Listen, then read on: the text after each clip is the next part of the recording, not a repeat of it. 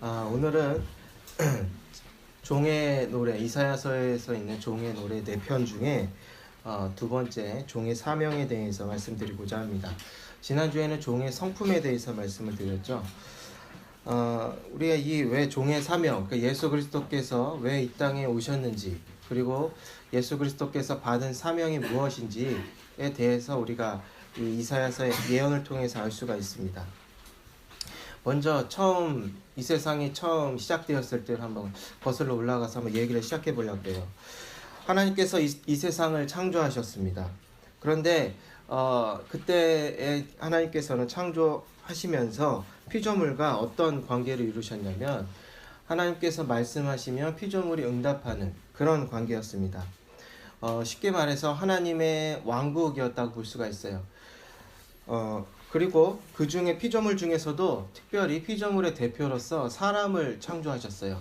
사람을 어떻게 창조하셨냐면 하나님의 형상으로 창조하셨습니다.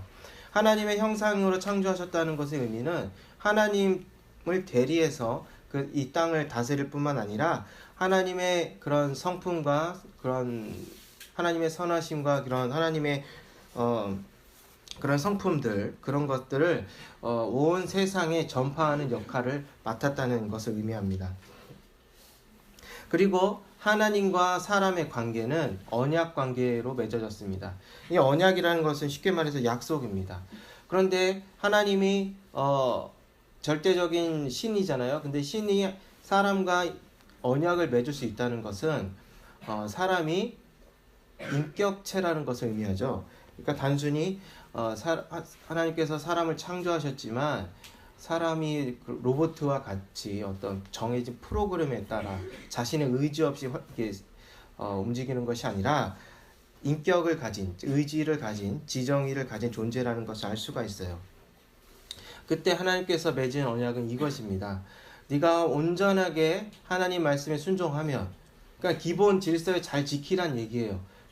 창조주의 말씀에, 창조주의 부름에 제대로 응답을 하는 것에 온전하게 성공을 하면 영원한 생명을 주겠다는 것입니다. 그것이 창세기에서 나타나는 생명나무가 의미하는 것입니다. 반면에 불순종하게 되면 당연히 의지를 가진 존재니까 언약을 가진 언약 관계이기 때문에 당연히 언약을 지킬 수도 있고 못 지킬 수 있다는 것을 전제하고 있죠. 만약에 불순종하게 되면은 정령 죽을 것이다 라는 것을 그런 내용으로 언약을 맺었어요. 그런데 이것을 잘 지켰으면 좋았겠죠. 하지만 뱀의 꾀임에 넘어가서 결국 하나님의 말씀을 어겼고 그래서 언약도 깨어졌습니다.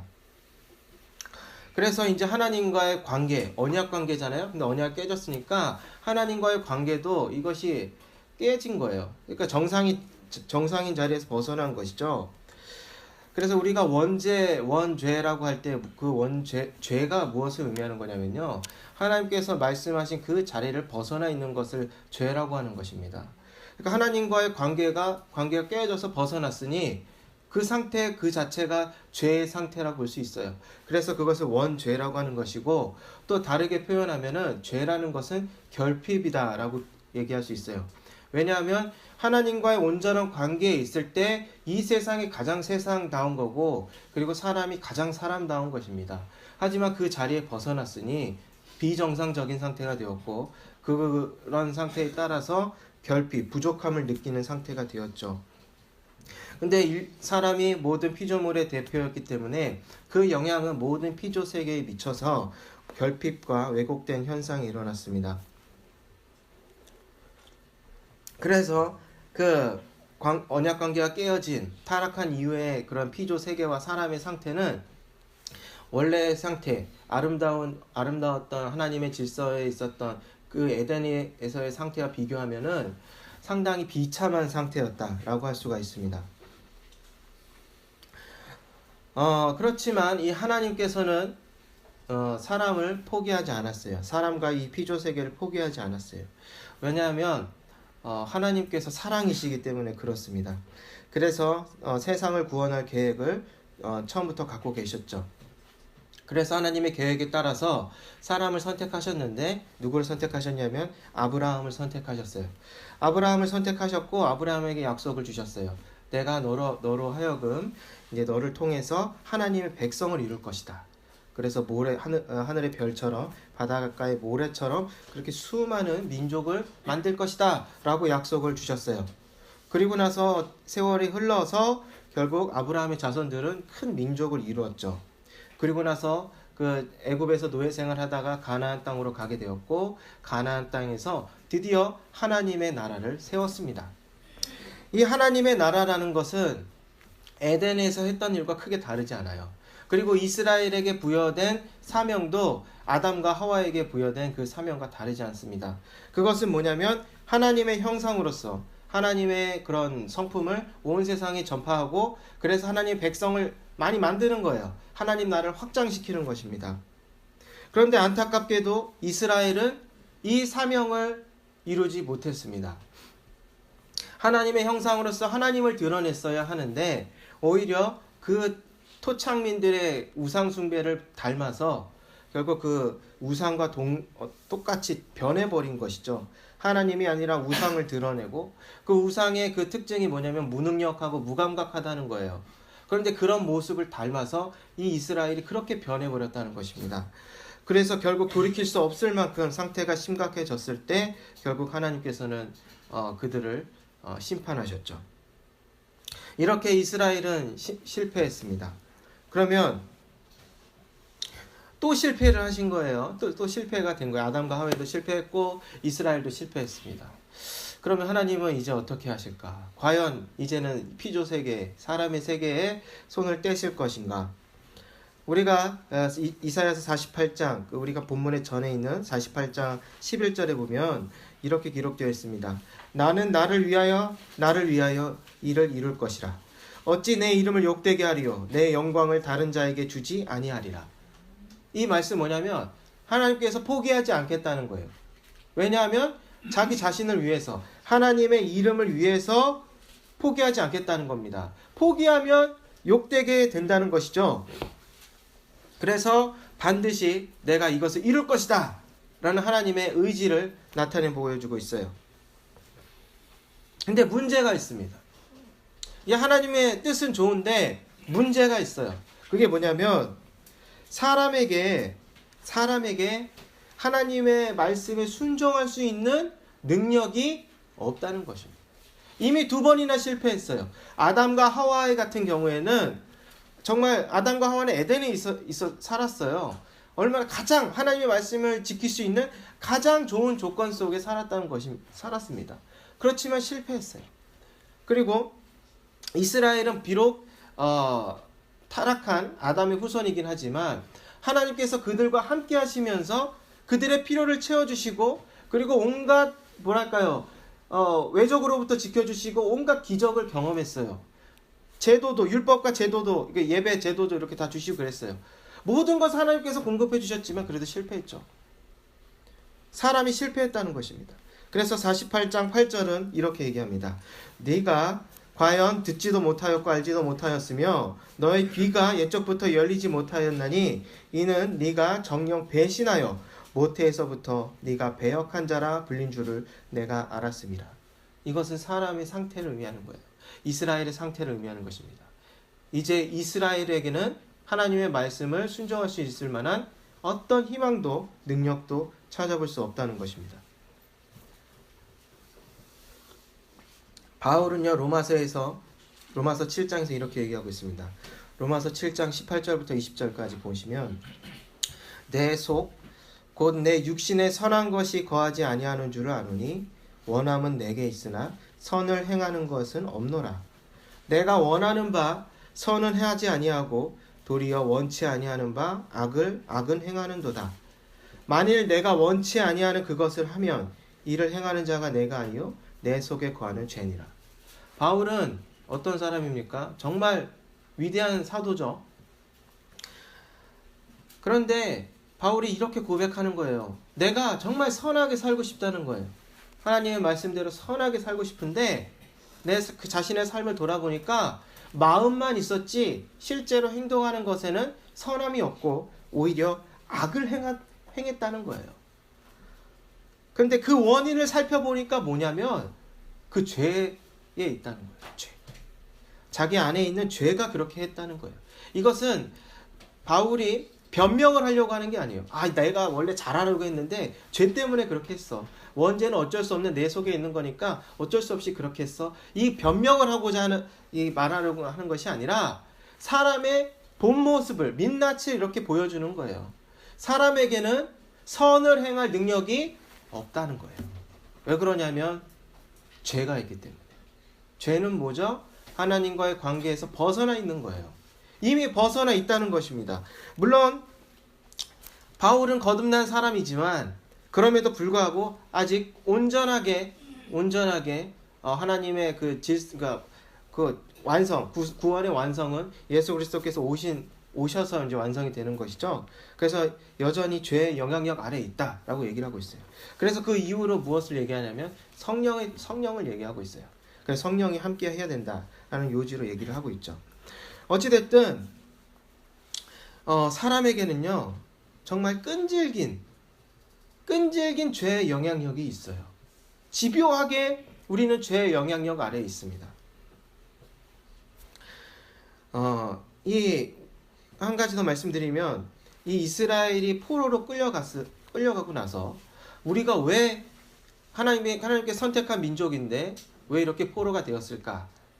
이제 과거를 이제 반성했어요. 그랬더니 그 이유가 뭐냐 생각해 보니까 바로 죄 때문에 그랬다라는 것을 깨닫게 되었어요. 우리가 하나님의 말씀을 순종하지 않고 너무나 죄를 많이 지었다라는 거예요.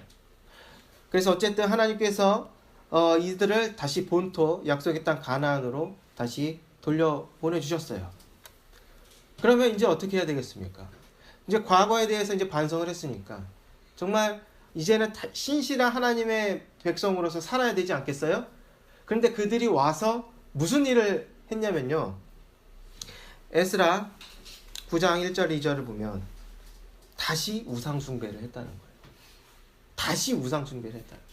우상숭배를 해서 그들의 나라가 망하고 포로로 끌려갔는데 하나님께서 다시 그 자리로 돌려보내주시니까 또 우상숭배를 했더라는 거예요. 그래서 다시 회개하고 그랬던 그런 일들이 나옵니다. 이 사람에게는 희망이 없다는 거예요. 하나님의 말씀에 순종할 수 있는, 즉 아담과 하나님께서 맺은 그 언약을 순종할 수 있는, 이행할 수 있는 능력이 없다는 거예요. 그렇다면 하나님은 새로운 방법이 필요해요.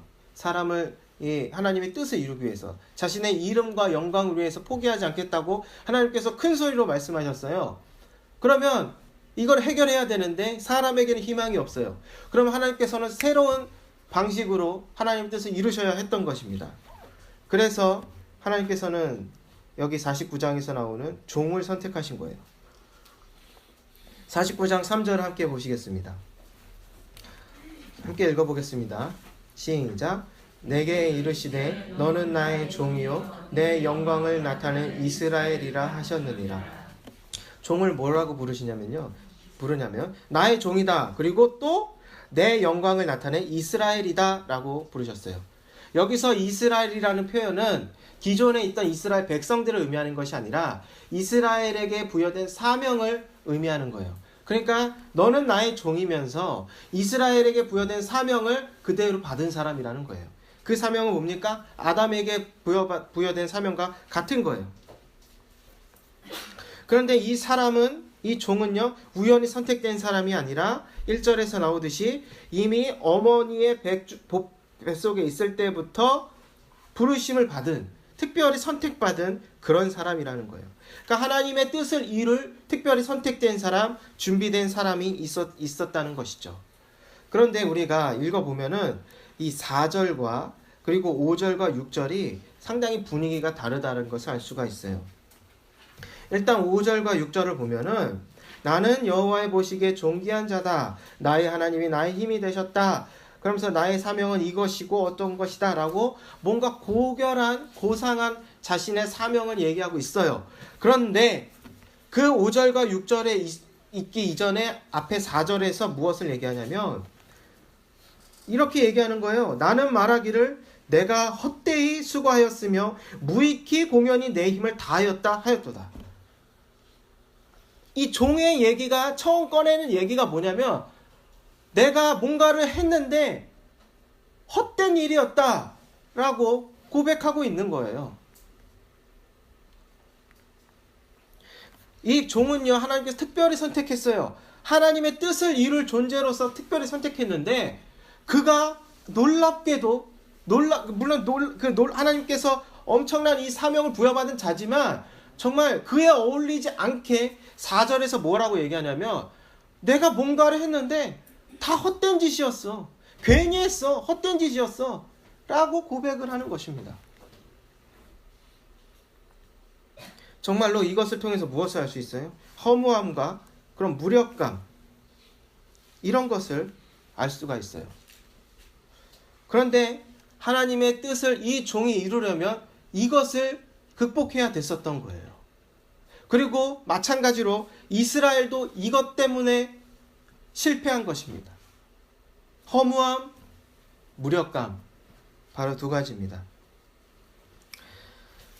이 종이 결국 예수 그리스도를 가리키고 있어요. 그러면 예수 그리스도도 또한 이런 허무함과 무력감을 겪었다는 것을 의미해요.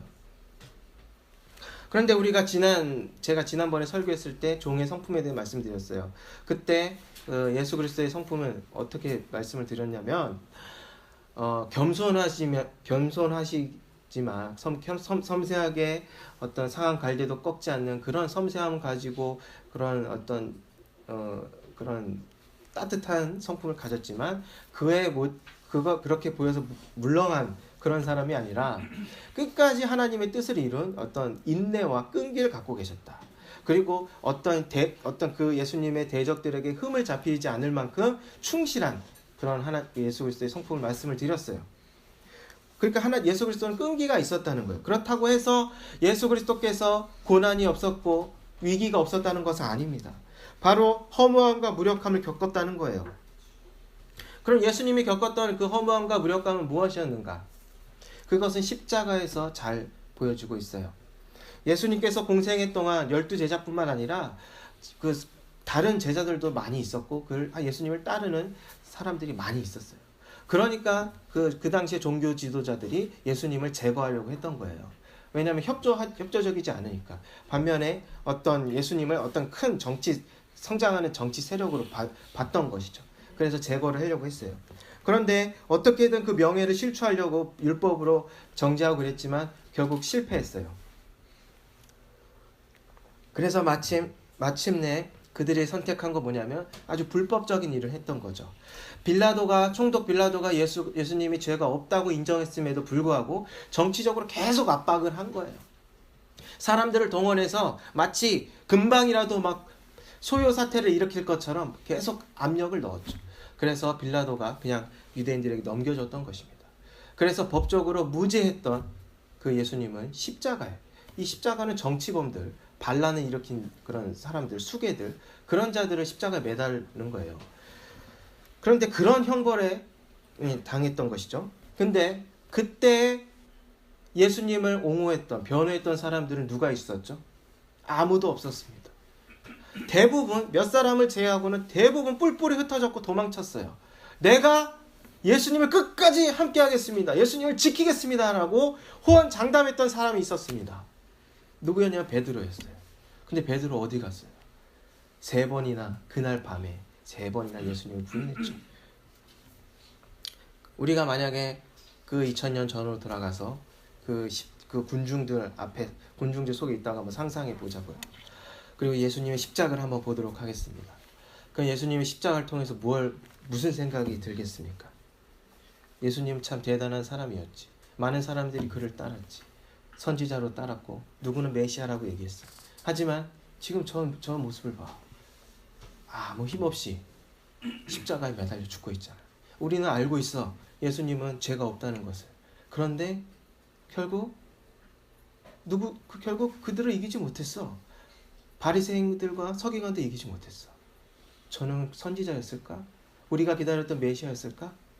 그 십자가를 보면 얼마나 허무한가, 얼마나 힘없이 십자가에 매달렸는가, 그런 생각이 들지 않겠습니까?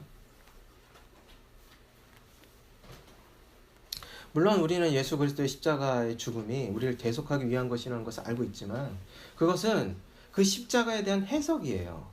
성경에서 이렇게 해석해 준 것입니다. 그리고 우리는 믿음으로 받아들이는 거죠. 하지만 우리가 그 해석과 해석을 믿을 때 그걸 받아들이는 거죠. 그렇지만 믿지 않으면 그 십자가는 정말로 허무한 거예요. 작년에 개봉했던 부활이라는 영화가 있었어요. 그 부활이라는 영화를 보면요, 백부장이 등장을 해요. 그 백부장은 유대 지역을 이제 그쪽에 근무하는 백부장인데, 총독이 이런 명령을 해요. 야, 아니 우리가 십자가에 매달아 죽인 그 예수라는 자가 부활했다는 소문이 있어.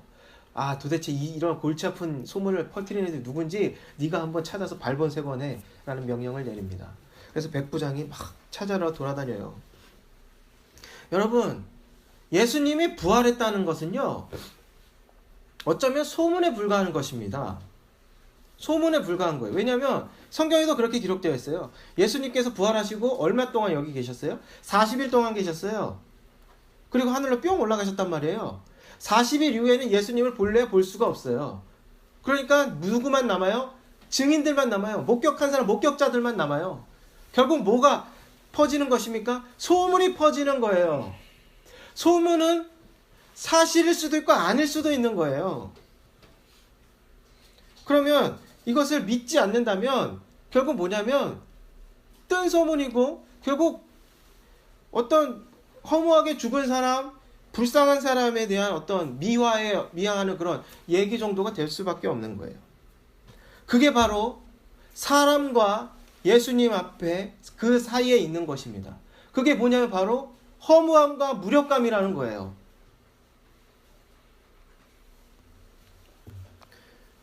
마찬가지로 우리도 예수님을 볼 때 우리 앞에 뭐가 있습니까? 허무함과 무력감이 있어요. 우리가 예수님의 길을 따라가고자 했을 때 무엇을 겪게 됩니까? 허무함과 무력감을 겪게 돼요. 내가 왜 무엇하러 이렇게 살아야 되는가? 라는 생각을 갖게 되는 거예요. 내가 뭐하러 이것을 했을까? 그러면 이제 무슨 생각이 들어요? 내가 예수 믿어서 무슨 좋은 일이 생겼나? 건강해졌나? 부자가 됐나? 자녀가 잘 됐나? 사업이 잘 됐나? 무엇이 잘 됐나? 내 꼴을 보니 참 한심하구나. 허무하구나. 무력하구나. 그런 생각이 빠지는 거예요. 그런데요, 우리는 이것에, 이런 허무함과 무력함에 굴복할 수 있습니까? 굴복할 수 있습니다. 왜냐고요? 우리는 아담과 이스라엘처럼 실패할 수 있는 죄인이기 때문에 그래요. 그런데 누군가는 성공을 해야만 하나님과 사람이 원래 맺었던 그 언약을 지킬 수가 있는 거예요. 그 누군가가 누굽니까? 바로 예수 그리스도예요. 예수 그리스도도 우리와 똑같이 그 허무함과 무력감을 겪었어요. 그런데 굴복하지 않았습니다. 그래서 4절에서 뭐라고 얘기합니까? 후반절에 이렇게 얘기하죠. 정령이 나의 신원이 여호와께 있고 나의 보응이 나의 하나님께 있느니라. 여기서의 종은요, 이렇게 얘기하는 거예요. 나 자신을 믿겠다 라고 얘기하고 있지 않아요. 나의 믿음을 붙잡겠다 라고, 나 자신을 믿겠다 이렇게 얘기하고 있지 않아요. 오히려 무엇을 의지합니까? 하나님을 의지하는 거예요. 내가 했던 일, 나의 사역을, 이것에 대한 판단은 누구에게 맡긴다는 거예요? 하나님께 맡긴다는 거예요.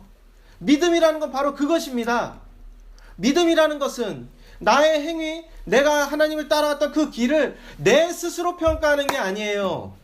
오히려 내가 스스로 평가할 때 허무하다, 이런 생각에 빠질 수도 있어요.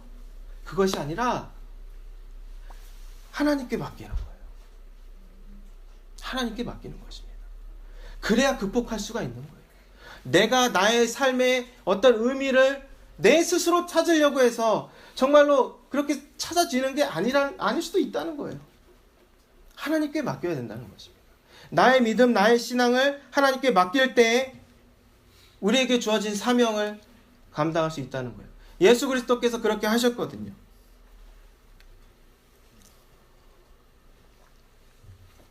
이게 바로 예수님께 부여된 사명이라는 것입니다. 정리하면 이렇게 얘기할 수 있어요.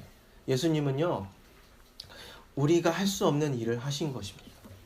우리로서는 도무지 할 수 없는 그 일을 하셨어요. 그것은 무엇입니까? 허무함과 무력감을 극복하셨다는 거예요. 그리고 그 예수님께서 그렇게 어떻게 극복하셨어요? 하나님께 맡김으로 극복했어요. 하나님께 맡김으로. 그럼 우리에게 똑같은 길을 걸어오라고 말씀하십니다. 어떻게요? 하나님께 맡기라는 거예요. 하나님께 맡기라는 거지. 내가 진정으로 예수님의 길을 가는 것에 헌신했다면 세상에서 주는 그런 허무함과 굴욕감과 그런 것에 굴복하지 말고 하나님께 맡기라는 거예요. 그래서 예수님께서 얻으신 게 뭐죠? 구원입니다. 세상을 구원하셨어요. 사람을 구원하셨어요. 우리는 그 허무함과 무력감을 극복했을 때 진정으로 예수님께서 나를 어떻게 구원하셨고 그 구원이 어떤 것인지 그 가치를 깨달을 수 있습니다. 이 시간 말씀을 기억하면서 이 시간 함께 기도하도록 하겠습니다.